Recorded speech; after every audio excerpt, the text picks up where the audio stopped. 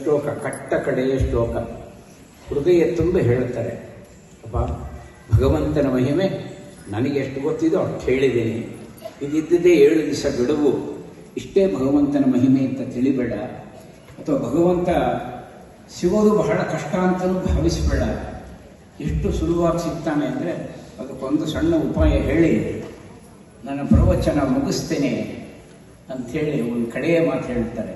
ನಾಮ ಸಂಕೀರ್ತನಂ ಯಸ್ಯ ಸರ್ವ ಪಾಪ ಪ್ರಣಾಶನಂ ಪ್ರಣಾಮೋ ದುಃಖ ಶಮನಸ್ತಂ ನಮಾಮಿ ಹರಿಂ ಪರಂ.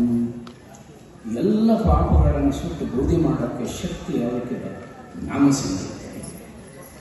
ಇಂಥ ನಾಮ ಸಂಕೀರ್ತನೆ ಬಹಳ ಮುಖ್ಯವನ್ನು ನೋಡಿ. ಇಡೀ ಭಾಗವತ ಸಪ್ತಾಹವನ್ನೇ ಮಂಗಳ ಮಾಡುವಾಗ ಆ ಮಂಗಳದ ಶ್ಲೋಕ, ಕಟ್ಟ ಕಡೆಯ ಶ್ಲೋಕ ರುದ್ರಾಂಶ ಸಂಭೂತರಾದಂಥ ಶುಕ ಮಹರ್ಷಿಗಳೇ ಅದನ್ನು ಉಲ್ಲೇಖ ಮಾಡಿದ್ದಾರೆ.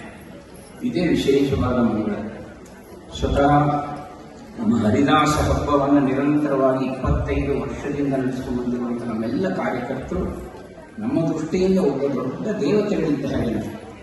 ಧರ್ಮಾರ್ಥ ಪುರುಷೋದ್ಯಾಜ್ಞ ಋಷಿಕೋಟಿ ಸಸರ್ಜ ಮಹಾಭಾರತದಲ್ಲಿ ಬರುತ್ತೆ.